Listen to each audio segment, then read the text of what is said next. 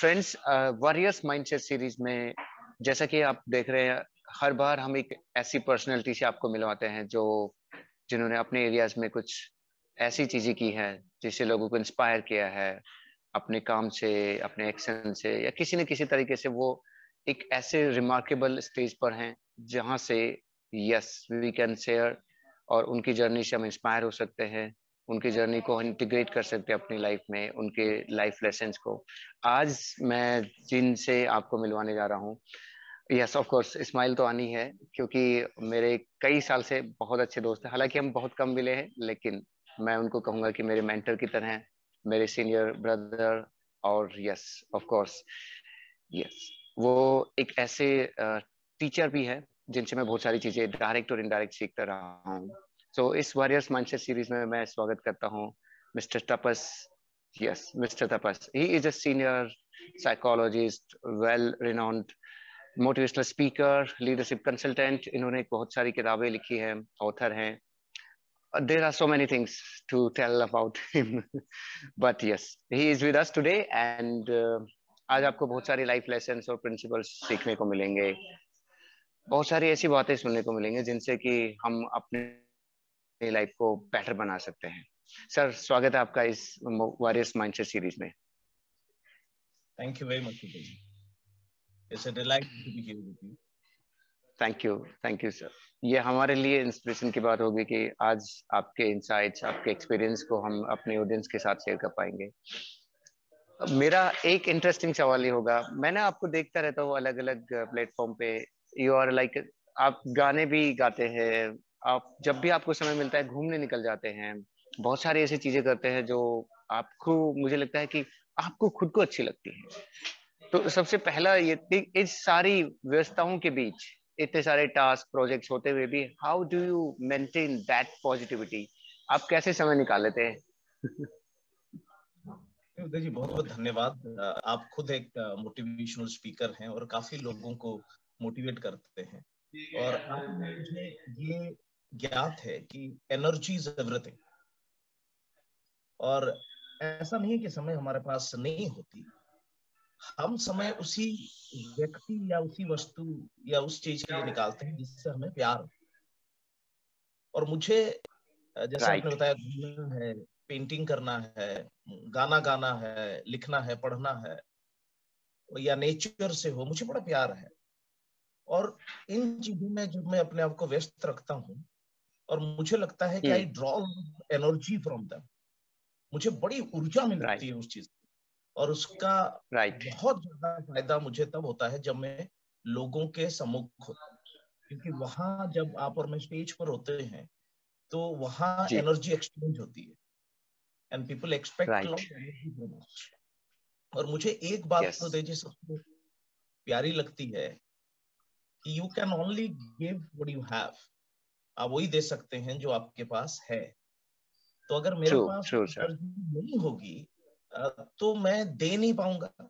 और अगर किसी मजबूरी में, या जॉब है, मेरा प्रोफेशन है, ये सोच के अगर I pretend to give energy, तो I can not continue for long, so it will have its effect. तो इसीलिए जो आप कह रहे हैं, I humbly accept that with gratitude, कि मैं कहीं घूमने निकल जाता हूँ, कहीं गाना गाने लगता हूँ, कहीं पेंटिंग करता हूँ, और बहुत सारी ऐसी चीजें करता हूँ जो मुझे खुशी देती है। क्योंकि मुझे लगता है हर किसी को अपने लिए जीना चाहिए और कुछ समय निकालना चाहिए, चाहे जिंदगी कितनी भी व्यस्तता से गुजरती हो। यस एब्सोल्युटली सर, ये दिस इज रियली इंस्पायरिंग कि हर किसी को अपने लिए जीना चाहिए। जहां हम बात करते हैं कि लाइफ इज ऑल अबाउट आप कैसे जीते हो, ये नहीं है कि आप कैसे जीना दिखाते हो, कैसे शो करते हो, प्रिटेंड करते हो।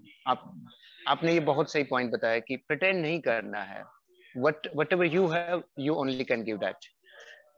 यस, मैं भी ये कई अक्सर महसूस करता हूँ कि जब लोग पूछते हैं कि आपको ये काम करके क्या अच्छा लगता है, जब मुझे मुझे ये समझ में आता है कि ये काम करना ही अच्छा लगना है, यानी कि हमारा होना है, जीना है, तो उसमें फिर कोई ऑप्शन ही नहीं है। And the same thing you doing, you inspiring so many people by doing small small things. एक सर, जैसे पिछले 2 सालों को हम देख रहे हैं, it's not about the Covid impact, हालांकि ये चीजें पहले भी रही हैं, लेकिन कोविड के बाद से ट्रिगर हो गई हैं बहुत सारी ऐसी चीजें। तो मेरा ये सवाल है, मेरे बहुत सारे ऑडियंस भी पूछती रहती है कि हम अपनी मेंटल स्टेट को इतनी सारी अनसर्टेनिटीज, इतनी सारी चैलेंजेस के बाद भी कैसे ठीक तरह से बनाए रखे, या जिसको मैं कहूंगा कि पॉजिटिव माइंडसेट, अपने आप को इस पूरी अनसर्टेन दुनिया में, जहां एक तरफ वॉर हो रहे हैं, कोविड इम्पैक्ट, लाइफ के दूसरे चैलेंजेस तो पहले से थे ही, इन सब का असर हमारे दिमाग पर ना हो, उसके लिए आप क्या सजेस्ट करेंगे ऑडियंस को, क्योंकि ये सवाल अक्सर आते हैं। और जैसे आपको भी ये सवाल बहुत लोगों ने पूछा होगा, और मुझे भी ये सवाल बहुत लोगों ने पूछा है, और इस तरह के सवाल लास्ट 2 साल में बहुत बढ़ गए हैं, क्योंकि अनसर्टेनिटी बहुत है, जैसे आपने कहा। तो इसका कॉमन सेंस जो मैं समझता हूँ, जो मैंने अपने पे लागू किया और काफी लोगों को मदद भी की, कि जब दुनिया में बहुत सारी चीजें अनसर्टन होती है, तो हमारे माइंड को ये चीजें अच्छी नहीं लगती, क्योंकि उससे एंजाइटी होती है, because we do not know what is next, what will happen, and future is uncertain. तो अब उस तरह के अनसर्टेनिटी के अंदर हमें कुछ ऐसे काम करने चाहिए जिसमें माइंड को सर्टेनिटी मिले। सिंपल फंडा है, अनसर्टेनिटी अगर है तो हमें सर्टेनिटी लेके आनी है। Now how to do that? कुछ ऐसे काम करें जो आपके लिए सर्टेन है, और वो तब हो सकती हैं जो वो काम आपके कंट्रोल में होंगी, क्योंकि ज्यादातर अनसर्टन कौन सी चीजें होती हैं जो मेरे कंट्रोल में नहीं है। फॉर एग्जाम्पल, मैं अगर यहाँ से घूमने निकलता हूँ कि मैं मसूरी जाना चाहता हूँ गाड़ी, अब मैंने फिक्स किया कि मैं 3 दिन बाद निकलूंगा। अब 3 दिन बाद सिचुएशन क्या होगी, वेदर कंडीशन कैसी होगी, जब मैं घर से निकलूंगा ट्रैफिक कंडीशन कैसी होगी, that is not in my control, तो वो अनसर्टन है। अब उस बीच में अपने आप को ठीक रखना, मेंटल स्टेट को पॉजिटिव रखने के लिए what I need to do, I need to list down things that I can control. Maybe जो गाने में सुनूंगा, जो कपड़े में पहनूंगा, जो जूते मेरे कंफर्टेबल होंगे, किसी से मैं बात करूंगा, किसी से मैं मिलूंगा या फोटोग्राफी करूंगा, कुछ भी जो चीजें मेरी सर्टेनिटी में है, कंट्रोल में है, उन चीजों को करना चाहिए। That is number 1। तो इसमें और क्या चीजें आती हैं? जो हॉबीज आपकी होती हैं, किसी की कुकिंग है, किसी की गार्डनिंग है, किसी की राइटिंग है, जो भी हॉबीज आपकी है, that is in your control and you can do that. तो इससे मेंटल एनर्जी बहुत अच्छी मिलती है, और दिमाग को कुछ समय के लिए रिलैक्सेशन मिलती है अनसर्टेनिटी से। नंबर 1। नंबर 2, अनसर्टेन पीरियड में जो सबसे ज्यादा शैटर होता है वो होती है हमारी उम्मीद, क्योंकि आप और मुझे अच्छे से पता है कि hope has to be alive, and जब जगह जगह से हमें अनसर्टेनिटी दिखती है और किसी के पास कोई जवाब नहीं होता कि ये चीजें कब खत्म होगी, ये चीजें कब ठीक होगी, कब ऐसे हो जाएगा, इसका मतलब कहीं ना कहीं वो होप फेड होने लगती है। अब ऐसे में करना क्या चाहिए, माइंड को क्या चाहिए पॉजिटिविटी के लिए? प्रोग्रेसिव एटीट्यूड चाहिए, कि खाली पॉजिटिविटी से काम नहीं चलेगा, प्रोग्रेस चलेगा। तो उससे क्या फायदा होता है? कि प्रोग्रेस का मतलब है I need to learn something. Maybe people do a lot of certification to enhance their competence, people learn a new language, or people strengthen their existing skills, चाहे communication हो, चाहे कोई गिटार बजाता हो, जिसका जो भी प्रोफेशन है, उसमें अगर किसी चीज में वो प्रोग्रेस कर रहा है ना, सो दुनिया चाहे होपलेस के कगार पे हो, लेकिन उस इंसान को अपने फ्यूचर ब्राइट दिखती है, क्योंकि उसको लगता है मैं कुछ सीख रहा हूं और इसका जो रिजल्ट है आज नहीं तो कल मुझे मिलेगा। So there are 2 things. One is bring certainty into your life by doing things that is in your control, like hobbies. And second one is have a progressive attitude, progress in some area of your life, so that your hope is alive and future looks bright for you. Yes. Yes. बहुत बहुत सही practical आपने strategy बताई sir, कि कैसे इतने uncertain world में भी हम छोटी छोटी चीजें करके भी अपने आप को सर्टेन फील करवा सकते हैं और मूव फॉरवर्ड कर सकते हैं लाइफ में। एक कॉमन और जो टेंडेंसी होती है, जो बहुत सारे सवालों से मेरी भी समझ में आई है, कि लोगों का रूटीन डिस्टर्ब हो जाता है। जो एक पहले रूटीन था, जब एक डिफरेंट एनवायरनमेंट में आते हैं या डिफरेंट कल्चर को अडेप्ट करने की कोशिश करते हैं, तो वो पूरी तरह से डिस्टर्ब हो जाते हैं। और ये मैंने देखा है, जब हम नए लोगों से मिलते हैं ना, नए कल्चर में जाते हैं, तब भी होता है। तो बिल्कुल। एक और डर लोगों में डेवलप हो गया है कि नई जगह जाने का डर, नए लोगों से मिलने का डर, नई कल्चर को अडेप्ट करने का डर, नई चीजें हम्म, सीखने का डर।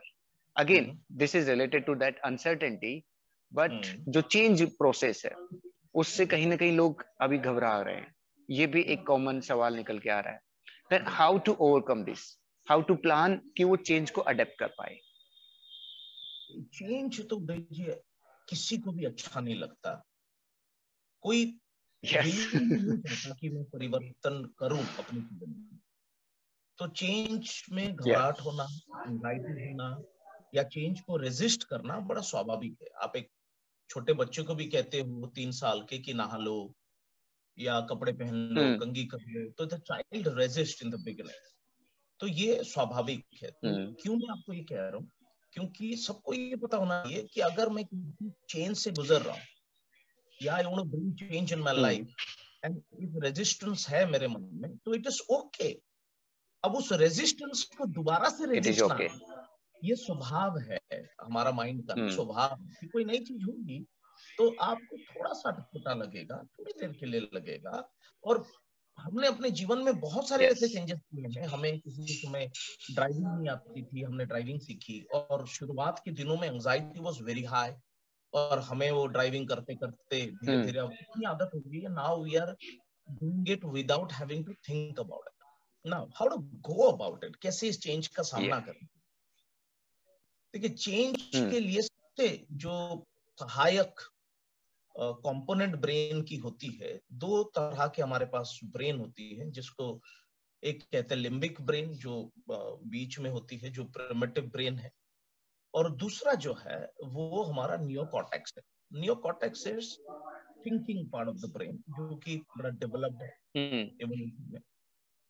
अब चेंज का जब सामना हम करते हैं तो हमारा जो लिम्बिक ब्रेन है वो एक्टिव हो जाता है, उसको फियर डिटेक्ट करता है, हम्म। उसको लगता है कि कहीं कुछ हो ना जाए, कहीं कुछ गड़बड़ ना हो जाए, क्योंकि इतना बड़ा चेंज, इतनी बड़ी चीज मैं कैसे करूं। अच्छा, नियोकॉर्टेक्स के पास क्या होता है, हम्म। उसके पास स्ट्रैटेजीज होते हैं, ऑब्स्टेकल को सामना करने की क्षमता होती है। लेकिन जब लिम्बिक ब्रेन एक्टिव हो जाता है ना, हम्म। तो करने नहीं देता। तो फॉर एग्जाम्पल, सपोज मुझे राइट। कोई कहे कि तपस जी कल से आपको डेली 2 घंटे exercise, so that you can bring change to your hmm. body, your mental and physical health. So मेरा जो लिम्बिक ब्रेन है वो रजिस्ट करेगा कि 2 घंटे ऐसा नहीं हो सकता, 2 घंटे कौन करेगा, नींद नहीं नसीब होती, इट्स सुबह टाइम डिफिकल्ट। नहीं है, शाम को टाइम नहीं है, नहीं हो सकता, इतना बड़ा चेंज इतने जल्दी पॉसिबल नहीं है। वो है create small habits so that your mind will not resist change. कैसे? अगर मुझे कोई कहे कि हम्म। तपस जी कल आप 2 पुशअप या 2 उठक बैठक लगा सकते हैं, मैं कहूंगा हाँ बिल्कुल, 2 उठक बैठक 2 पुशअप हम्म। आराम से कर सकते हैं ना। यहाँ पे उदय जी हमें क्या समझना यस। है कि हमारा जो पर्पस है चेंज में, ये पर्पस नहीं है to do hmm. Something immediately. हमारा पर्पस है to create an habit so that will get success eventually. और अगर मैं दो यस। पुशअप से शुरू, 2 उठक बैठक से शुरू करता हूँ और मैं उसको 30 दिन जी। 40 दिन कंटिन्यू कर रहा हूँ, so I am getting into a new right. habit. I am changing my routine. And once I change my routine, I pat myself on my back. You are bringing change into your life. और वो 2 उठक बैठक 2 pushup ये 20 में तब्दील हो सकते हैं, 50 में हो सकती हैं, एंड उसकी कोई लिमिट नहीं है। लेकिन it can starting be issue, any number. तो स्टार्टिंग इशू को संभालना है चेंज प्रोसेस में by getting into small habits so that the limbic brain does not resist those. That is the secret. I think ये बहुत ही ultimate statement है कि change का अल्टीमेट ऑब्जेक्टिव या पर्पज ये नहीं होना चाहिए कि टू डू समथिंग ग्रेट और बिग। चेंज का अल्टीमेट पर्पज ये है to create the habit, new system, Yes, new approach, so then you can sustain it. हम लोग चेंज को absolutely. इसलिए करना चाहते हैं कि हम चेंज करना चाहते हैं, जबकि वो हैबिट डेवलपमेंट है। दैट इज अ बिल्कुल। Process. Very Yes, good. that is a process. Start with small and then तो छोटे छोटे स्टेप से। अगेन मैं ये कहता हूँ कि किसी भी आदत को तोड़ा जा सकता है छोटा छोटा करके, और किसी बिल्कुल भी सही आदत कहा। को बनाया जा सकता है छोटा छोटा करके। सर एक एक और छोटी सी चीज, कुछ ऐसी बुक्स या कुछ ऐसे लिटरेचर या कुछ ऐसी रिसोर्स प्लेटफॉर्म जो आप सजेस्ट करना चाहें ऑडियंस को कि यस ये पढ़ने से yes you will develop different mindset, leadership traits, तो आप अपने आप को डेवलप कर पाते हैं, ऐसी कुछ चीजें भी आप सजेस्ट करना चाहेंगे? मुझे लगता है किताबें तो बहुत है आजकल मार्केट में, and we are living in an era जहाँ पे आपको इंटरनेट पे हर चीज मिल जाती है। वो समय तो रहा नहीं जहाँ लाइब्रेरी में आपके घर के पास लिमिटेड एक्सेस होती थी। तो किताबें बहुत है, बहुत आती रहती हैं। मेरा जो सजेशन है, अगर लीडरशिप स्किल्स डेवलप करनी है, so read biographies of leaders. क्योंकि जब आप बायोग्राफी ऑफ लीडर्स, राइट, तो आप डिटेल्स में जाते हैं उस इंसान के, चाहे आप महात्मा गांधी को पढ़े, चाहे नेल्सन मंडेला को पढ़े। जब आप बायोग्राफी पढ़ते हैं तो आप ना सिर्फ उसके प्रोफेशनल साइड को जानते हैं, उसके पर्सनल स्ट्रगल को जानते हैं, उसके मन के अंदर जो तूफाने उठी हैं उसको जानते हैं, वो सामना कैसे करता है, रात को सोते हुए क्या सोच होती है, सुबह उठते हुए उसकी क्या सोच होती है, वो जान पाते हैं। लेकिन जब हम नॉर्मल लीडरशिप किताबें पढ़ते हैं तो उसमें रूल्स होती हैं, स्ट्रैटेजीज होती हैं, सक्सेस स्टोरीज होती हैं, लेकिन अंदर की संघर्ष नहीं होती। उसके पर्सनल लाइफ को भी वो कैसे संभाल रहा है वो नहीं। तो कुछ ना अधूरा सा रह जाता है प्रैक्टिकली इंप्लीमेंट करने में। इसीलिए कई लोग इस तरह की किताब पढ़ के भी उसको उतार नहीं पाते अपने जीवन में। तो बायोग्राफी पढ़ने की मैं सलाह दूंगा सभी को कि आप जीवनी पढ़ें, जो भी आपके लिए इंस्पिरेशन है, आइकॉन है लीडरशिप में, उससे आपको मिलेगा। और दूसरी चीज,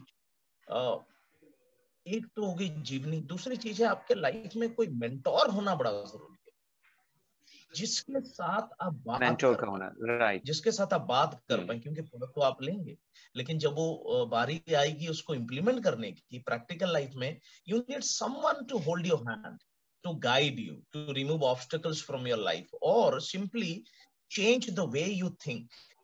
क्योंकि मैं किताब पढ़ रहा हूँ तो मेरी जितनी समझ है उस हिसाब से मैं इंटरप्रेट करूंगा उसको। तो जो मेंटोर होगा वो अपने तजुर्बे से उस चीज को इंटरप्रेट कर देगा।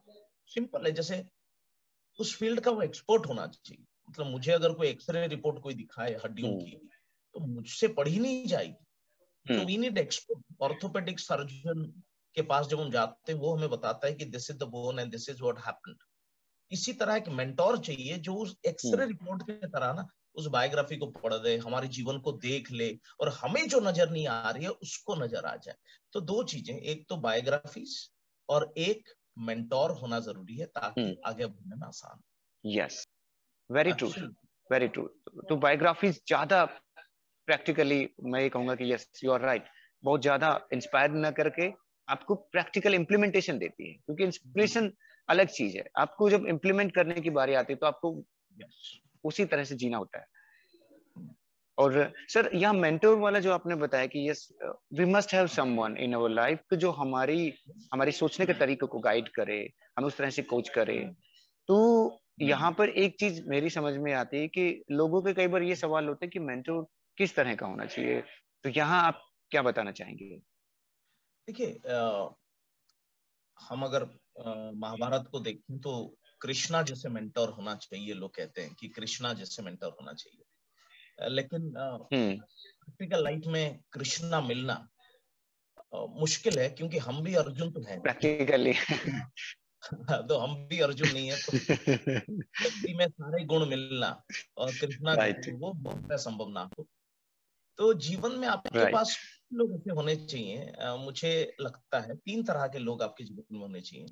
एक होने चाहिए लाइट हाउस की तरह जी। लाइट हाउस जो होती है वो जहाज को तब मदद करती है जब वो रास्ता भटक जाते हैं।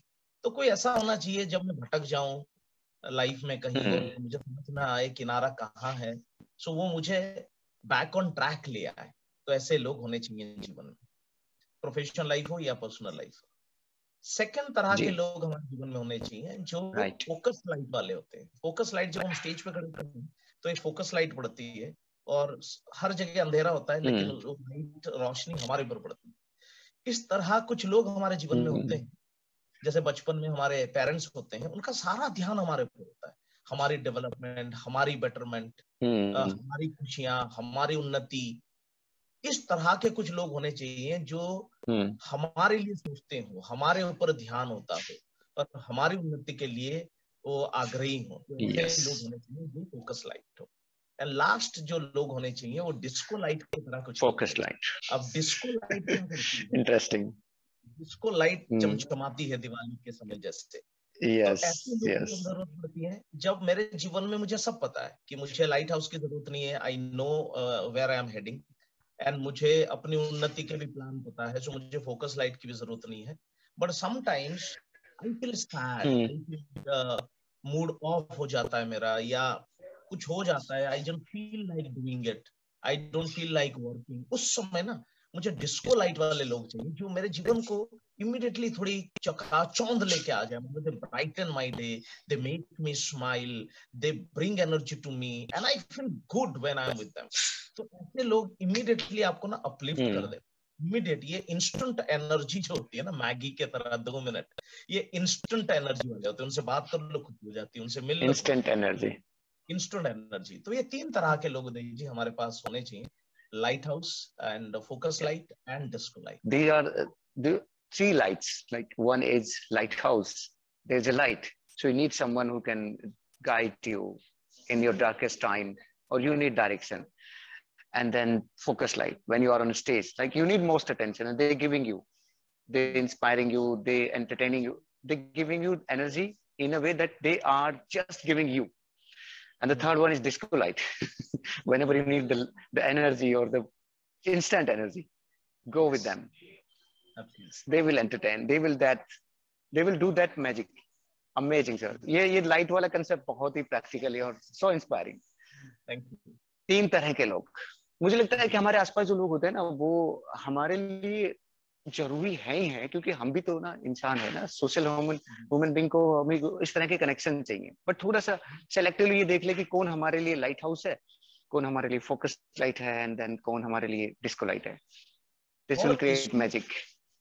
और इसमें देखिए एक चीज जो मैंने नोटिस किया है, जब आप ऐसे लोगों को ढूंढते हो ना जीवन में, तो कई लोग हताश हो जाते हैं, मेरे पास फिर आते हैं कि तपस जी मैंने बहुत ढूंढा, कोई नहीं मिला, मिलते हैं, आपने कह दिया आसानी से नहीं मिलते। तो मेरी उनके लिए होती है कि ढूंढते रहो, कोई बात नहीं, लेकिन पहले आप खुद बनो किसी के लिए लाइट हाउस, किसी के लिए डिस्को लाइट, किसी के लिए फोकस लाइट। जब आप खुद बनोगे ना, तो आपको जीवन में अच्छा लगेगा, इस कॉन्सेप्ट पे भी विश्वास होगा, और धीरे धीरे वो कहते हैं ना जैसी चाह वैसी राह, तो आप जब ऐसे काम करोगे तो आपको भी जीवन में ऐसे लोग मिलेंगे।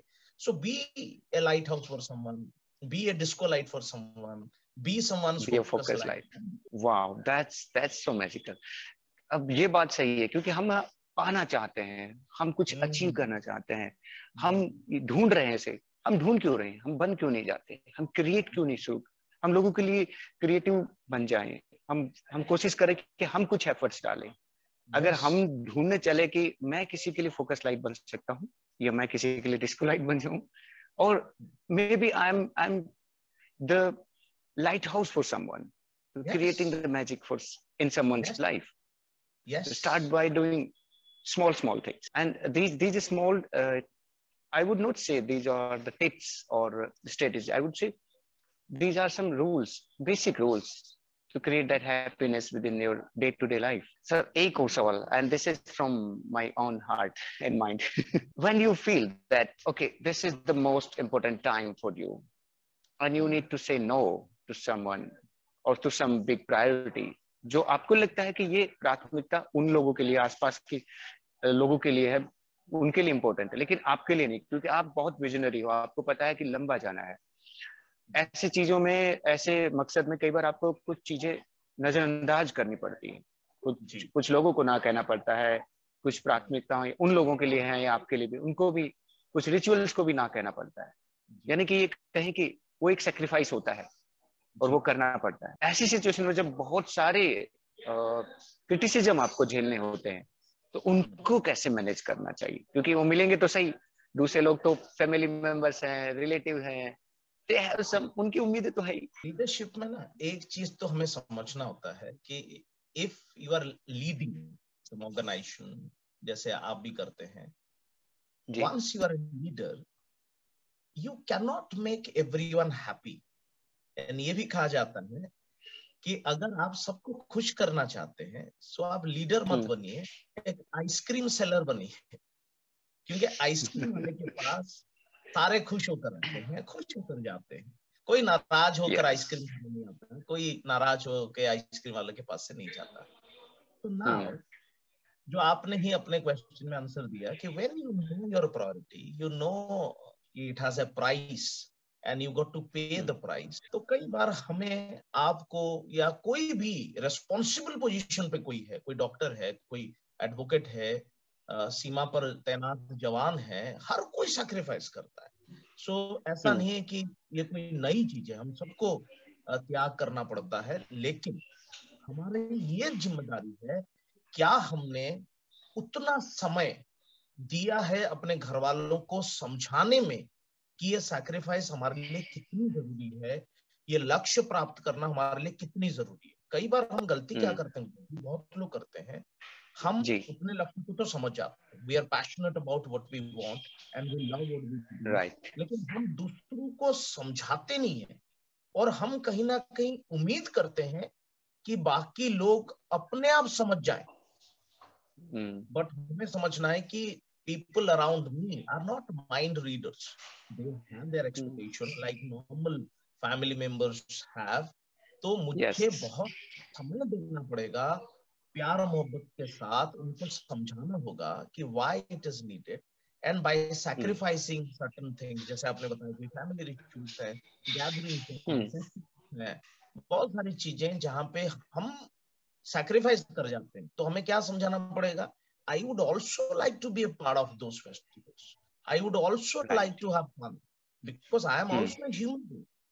But only because my priorities are different, so I need to sacrifice. Not that I love hurting you, not that I love not being part of these celebrations. I genuinely love to be a part of this celebration. और इसमें एक चीज का ध्यान रखना है, जब कभी मौका मिले अपने व्यस्तता जीवन में सेलिब्रेशन का, फेस्टिवल का, फैमिली के साथ का, उस समय को ना गवाएं, वहां अपनी 100% है। क्योंकि अदरवाइज ना ये चीजें परिवार वाले समझ नहीं पाते, क्योंकि परिवार वालों ने तो ये समझ गए कि जब इनके पास समय नहीं होता तो ये हमारे साथ नहीं रह पाते। लेकिन जब समय होता है तो कैसे रहते हैं, that says a lot about you.